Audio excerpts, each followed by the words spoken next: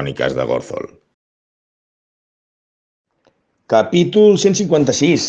Nit de Duergars. El pont baixa i surten dos Duergars que parlen amb els nostres amics.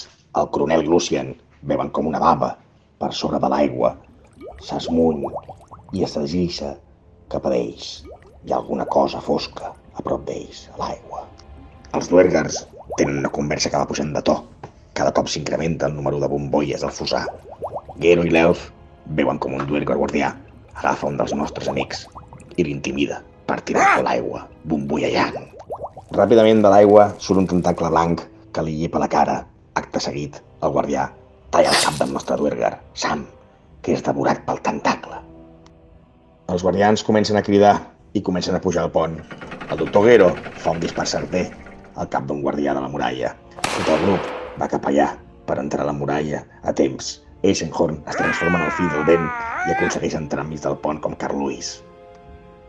Lucien l'elf no es queda enrere i també arriba al pont corrents, com una exhalació, podríem dir.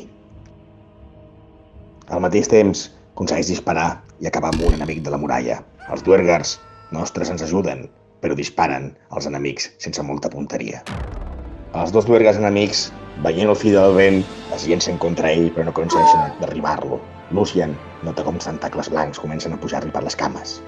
Sent una veu dins seu que li pregunta: ¿De qué habéis venido? Ell li contesta en pensaments que venim a per un enemic comú, Noriandel, el rei dels gòlems. Lucian crida en alto el foc i la criatura parla mentalment amb ell. Devolvedme a mis ayudantes que habéis corrompido y os dejaré pasar.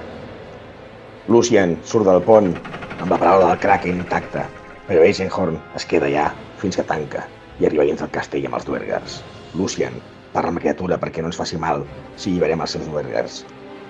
El Metabard desfà l'encanteri i les criatures són alliberades.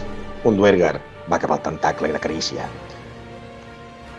Aconseguim al final entrar tots pel pont sense un combat èpic i ens reunim amb Eisenhorn i Lucian que ens expliquen tot el que ha passat. Lucian nota una molèstia a l'espatlla, sent de severa.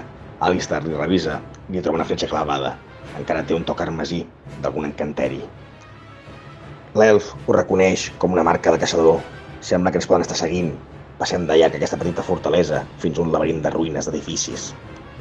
Ens estem aproximant al vell mig d'on arriben tots els edificis derruïts de tot tipus.